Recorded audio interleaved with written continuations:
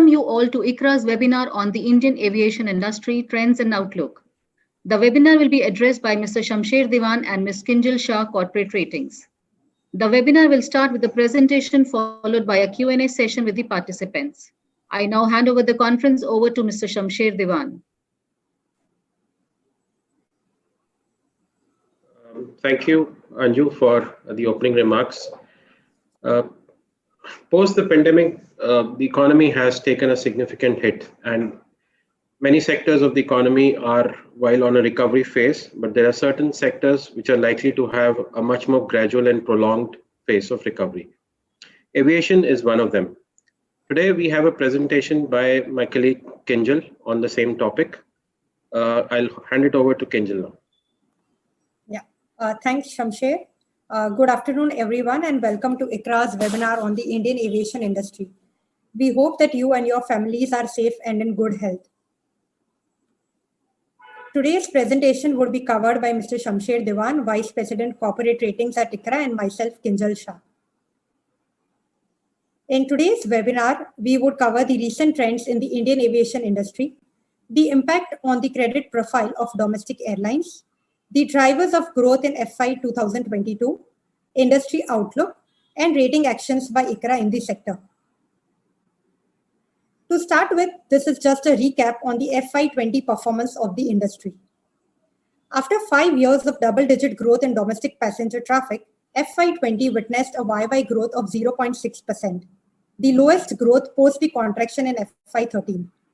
A series of events during FY 20, such as discontinuation of operations of Jet Airways India Limited with effect from April 18, 2019, grounding of the Boeing 737 MAX aircraft due to technical issues with its flight control software, and issues with the Pratt & Whitney engines for the Airbus 320 Neos impacted the industry's capacity and thus passenger growth. The same was accentuated in March 2020, which witnessed a YY decline of approximately 33% due to the cessation of domestic travel with effect from March 25th owing to the outbreak of the pandemic. India's international traffic growth has typically been much lower than the domestic traffic growth. In FY 20, the overall international traffic witnessed a YY contraction of 4.3% as against 6.1% growth in FY 19. FY 20 is to be looked at in two parts. The overall international traffic growth witnessed a YY growth of 1.0% in 9M FY 20 and a YY contraction of 19.4% in Q4 FY 20.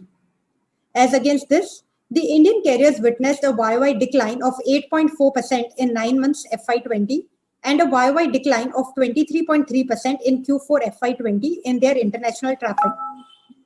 The YY contraction in 9M FY 20 stemmed from the dearth of capacity post discontinuation of operations of Jet Airways, which accounted for around 33% of the domestic airlines' international capacity, while the contraction in Q4 FY 20 was the result of the outbreak of the pandemic in several countries and the subsequent discontinuation of international travel operations from India with effect from March 23rd.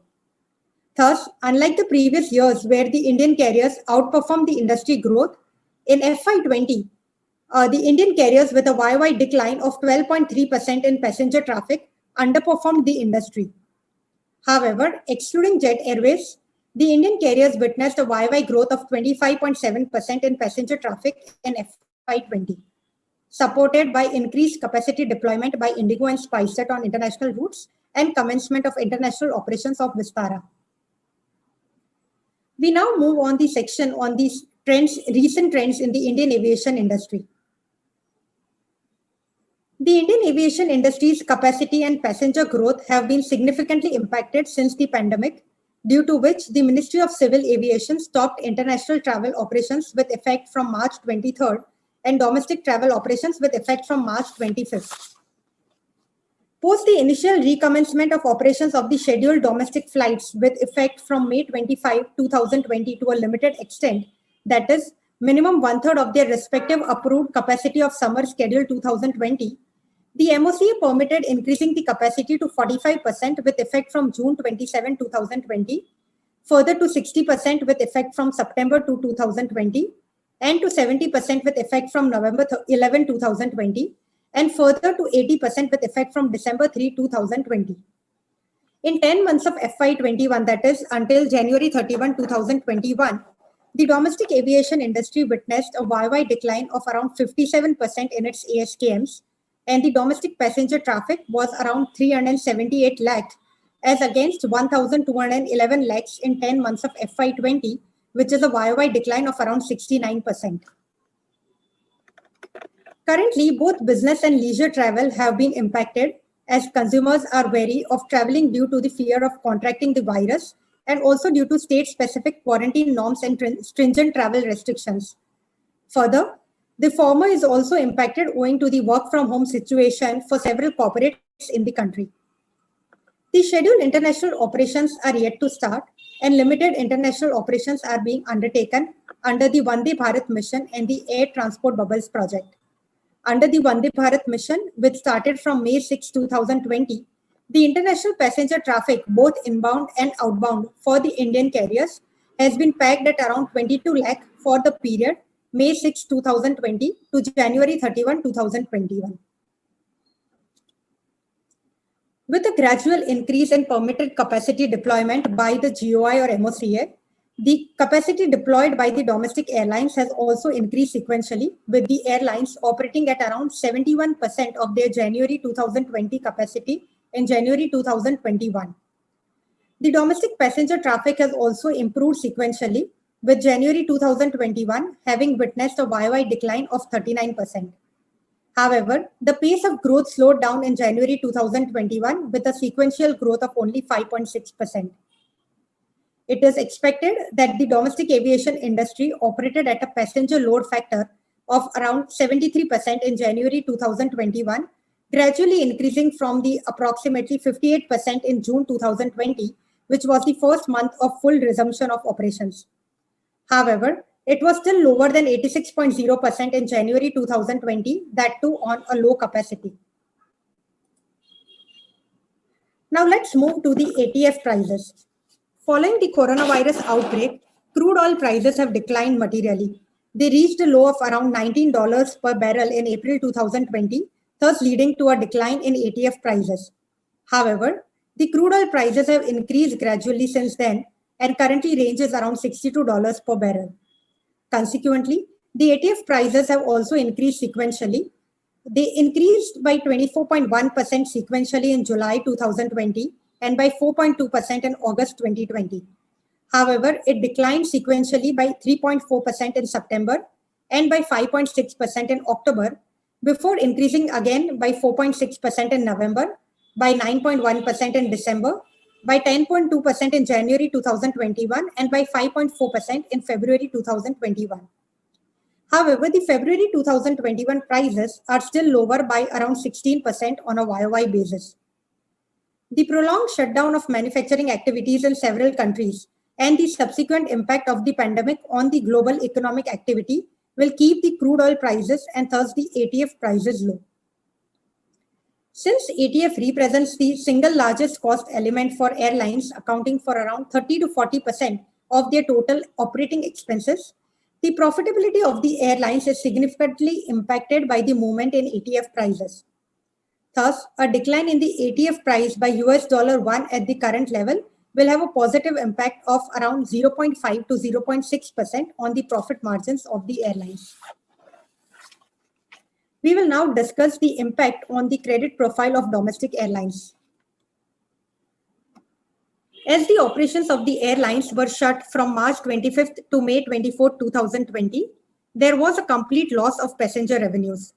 However, some of the airlines were operating cargo flights on a commercial basis over and above the flights being operated under Lifeline Udan, thereby being a source of revenues as well as profits during this period of shutdown.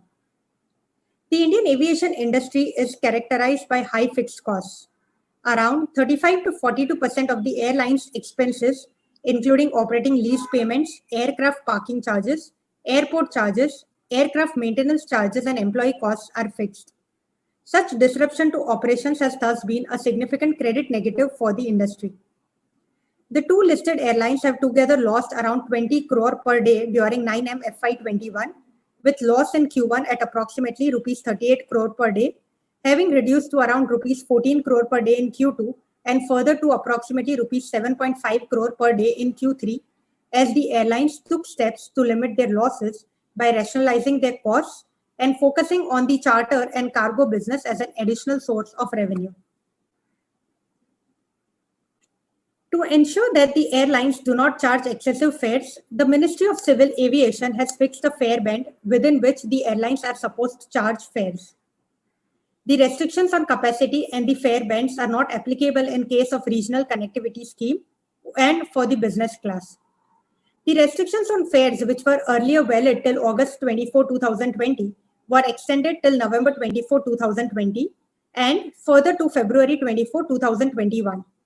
However, on February 12, 2021, the Ministry of Civil Aviation issued an order by allowing an increase of around 10% to 30% on the fare caps. While 10% increase is allowed on the shortest route, the longer routes have been allowed an increase of 30%. These restrictions are valid till March 31, 2021. However, there is uncertainty with respect to the movement in fares once the restrictions are lifted. There are factors supporting both the sides. The factors in favor of the low airfares include the expected weak demand, excess capacity in the industry, and low ATF prices, benefits of which can be expected to flow to the customers.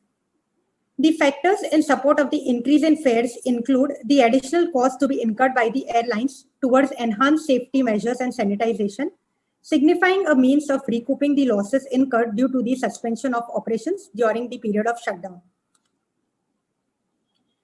Moving to our next section on drivers of growth in FY 2022. One of the key drivers of growth in FY 2022 is the improved economic outlook and resumption of normal activities, which will boost consumer sentiments and ability to travel. ICRA has also revised upwards its GDP growth estimates for FY 2022 to around 10.1%. The second factor is improved confidence and willingness of the consumers to travel, which in turn is dependent on three key factors. First, the development of a vaccine and its wide availability, which will help contain the spread of the coronavirus and instill confidence amongst business and leisure travelers. Second, as the corporates gradually open up offices and overall economic activity picks up, business travel will also improve gradually. And third, relaxations in central and various state government mandated travel restrictions will also support domestic travel and opening up of scheduled international operations by the GOI, and relaxations in travel restrictions by various countries will support international travel. The other factor is government support. While the Indian aviation industry has not been the beneficiary of the stimulus package announced by the GOI, any financial aid or support in terms of reduction in levies and taxes will aid the sector. Moving to our next section on industry outlook. The recovery in domestic passenger traffic is contingent on 5 factors, which are containment of spread of the coronavirus, willingness of consumers to undertake leisure travel, recovery in macroeconomic growth, which in turn impacts consumer sentiments, central and various state government mandated travel restrictions and quarantine norms, and recovery in business travel. In addition, the recovery in international travel is also contingent on the opening up of scheduled international operations by the Government of India, the macroeconomic shock to the global economy, and the government mandated travel restrictions and quarantine norms of various countries. ICRA expects FY21 to witness a YY decline of around 62 to 64% in domestic passenger traffic and around 88 to 89% in international passenger traffic for the Indian carriers. Owing to the low base of FY21 and as consumers increase their leisure travel and corporates gradually open up offices, FY 2022 will report a robust YY growth of around 75 to 80% in domestic passenger traffic and around 160 to 165% in international passenger traffic. In the event of a stronger vaccine rollout, domestic passenger traffic could further witness an upside in FY 2022 with an estimated growth of around 90 to 95%, and international passenger traffic could witness a further upside of around 230 to 235%. Due to the decline in the passenger traffic in FY 2021, the industry is expected to report revenue degrowth of around 57% in FY 2021. However, over FY 21 to FY 23, the industry is expected to witness a cumulative growth of around 41%.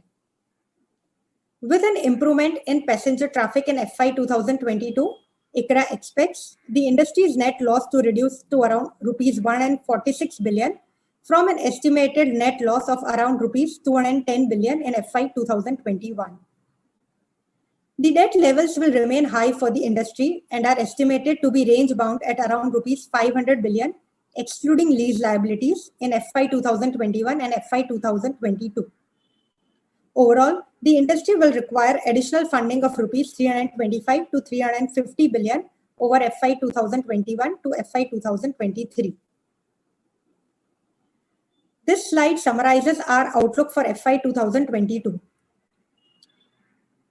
So we expect around 75 to 80% growth in domestic passenger traffic and 160 to 165% growth in international passenger traffic, supported by low base and gradual pickup in leisure and business travel. However, balance sheets of Indian carriers will remain stressed due to continued high losses.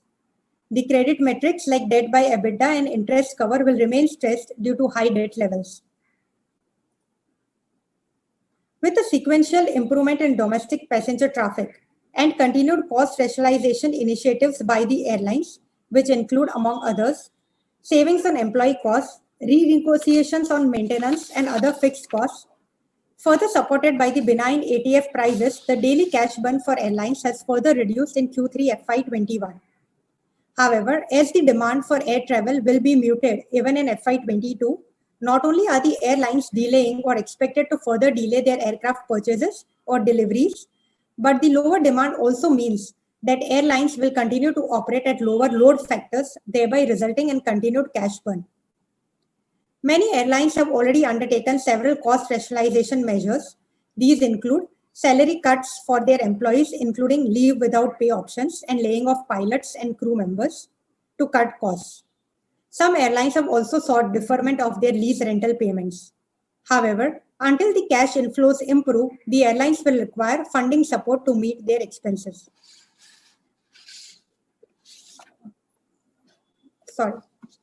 While some airlines have sufficient liquidity and or financial support from a strong parentage, which will help them sustain over the near term, there are other airlines which are already in a financial stress and are now facing several issues. Furthermore, even for the former, this resulted in a significant weakening of their credit metrics and liquidity profile. The credit profile of domestic airlines will thus weaken materially over the near term. With this, we come to our last section on rating actions by ICRA for the sector. ICRA has rated 5 airline companies. Of these, barring Air India Limited, where the ICRA AAA rating is based on the corporate guarantee from the Government of India, and Jet Airways India Limited, which is rated ICRA the issuer not cooperating, the other 3 airlines have witnessed a downward rating action in the current year owing to the impact of the pandemic. With this, we end our presentation and would be happy to take questions. Thank you, Kinjal, for a very comprehensive presentation. May I request all the participants to please share your questions in the Q&A chat box, which is visible at the bottom of the screen. So Kinjal, before I think the Q&A session starts, we have a couple of questions which have come over the email. Now, one of the questions is that, certainly between the domestic and the international business, the domestic has started recovering much faster. But within the domestic as well, the connectivity between metro to tier 2 or tier 3 cities and tier 2 to tier 3 cities among themselves, do you anticipate that would recover even faster? And what is our overall qualitative view on the same? Right. So Shamsher, you rightly mentioned that, yes, domestic has recovered faster than international, owing to 2-3 reasons. One, obviously, the scheduled international operations are yet to be opened up by the Government of India. So that is one main reason which is hindering the international passenger traffic. Apart from that, obviously, the various quarantine norms of various countries, those are also hindering factors which are impacting the international passenger traffic. On the domestic sides, yes, while we have seen a recovery and sequential improvement on a month-on-month basis, the passenger traffic is not equally built over the sectors. We are currently not seeing so much traction on the metro to metro routes, while the metro to tier 1 and tier 2 or tier 3 routes have started seeing a lot of traction. This may be attributed initially to the entire phase of lockdown, wherein the labor related employees, they were moving back either to their homes, and post the lockdown they were either called back to their employment offices, etc. So they were coming back from their homes, and obviously air travel was considered to be one of the more safer options compared to train travel.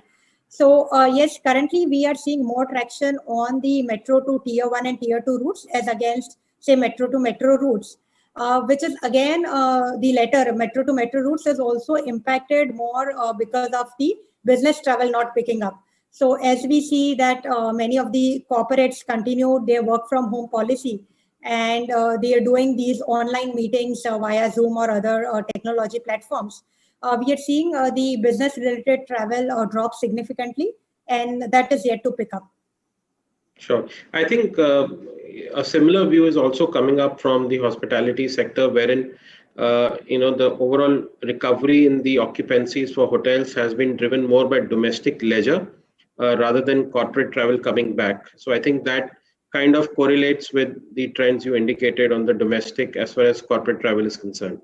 The next question, Kinjal, is also on similar lines, and the question is that within the international passenger space, we have various regions which account for different share of the international traffic. So is ICRA's view that the Middle Eastern routes would see faster recovery? A, because the kind of the nature of the travel may not be so non-discretionary, and secondly, I think the vaccination program in some of the Middle Eastern countries have been faster compared to rest of the world. So what are your thoughts on that? So Shamsher, yes, one, the international passenger traffic pickup country-wise would depend upon what kind of deals the Indian government is able to get through with the governments of various countries. So under these air transport bubbles, we see that the Indian government has arrived at deals with several countries, and there are more to go as we go ahead. So one, yes, it will depend on the Indian government's deals with those countries, but otherwise from a demand perspective, you rightly mentioned that Middle Eastern countries would see faster pickup there because of the again the movement of the labor class people to and from Middle East and from the south of India specifically. In fact, once the international traffic slightly opened up under the air transport bubbles, we'd seen a lot of traction to Middle Eastern countries like Dubai, etc., even for leisure travel. It's only been in the recent months that because of the increase in the coronavirus cases at these countries, that we've again seen a slowdown in the passenger traffic to the Middle Eastern countries. But yes, as the vaccination drive picks up there, those would be the countries which would benefit from the opening up of the international travel, and they would also be supported by the overall low stage length of travel. I mean, people would prefer, even on leisure travel, they would prefer going on a smaller stage lengths than on going for longer stage lengths in a scenario where they are still scared of contracting the virus. Sure. Kinjal, the next question is, that fiscal 21 for the airline sector primarily has been about survival. And one of the key ingredients of survival is managing your liquidity in a better manner than earlier, since you're burning cash on a daily basis. While you alluded to some of the factors and the steps which have been taken by Indian Airlines, could you elaborate on the same, that, how is the liquidity position of the overall sector in general? Okay. Shamsher, yes, I mean, FY21 has been the worst impacted year for the aviation industry. And they have reported significant losses. Like I mentioned in my presentation, that Overall, in 9-month FY21, the two listed airlines themselves have reported around 20 crore loss per day.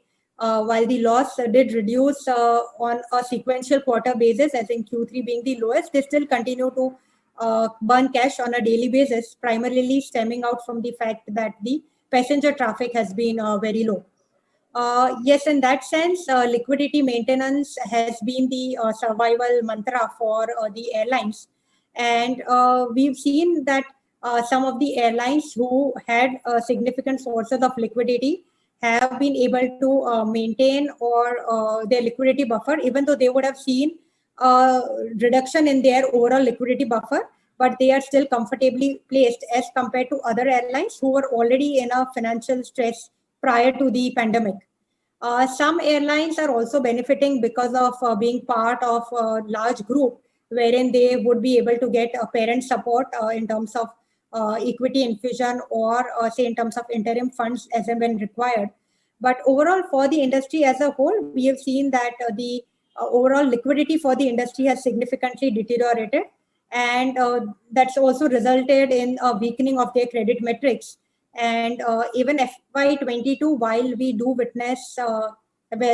expect that the passenger traffic growth would be robust owing to the low base, it would nowhere be close to the pre-pandemic levels. And thus, even FY22, we would expect the airlines to continue to face some liquidity issues. Sure, I think that's very elaborate. A similar question on slightly longer term perspective, on medium to longer term perspective. The question is that while there has been some disruption because of the pandemic for fiscal 21, and we may not get out of the woods in terms of demand coming back in fiscal 22 as well. But what is ICRA's view over the slightly medium term for the overall domestic travel segment, given the fact that we are still a relatively underpenetrated market? And there is a lot of thrust from the government side to increase the number of airports, connect tier 2 and tier 3 cities in India. Right. So see, over the longer term, I mean, ICRA has always maintained that the passenger traffic would grow at a CAGR of around 15 to 16%.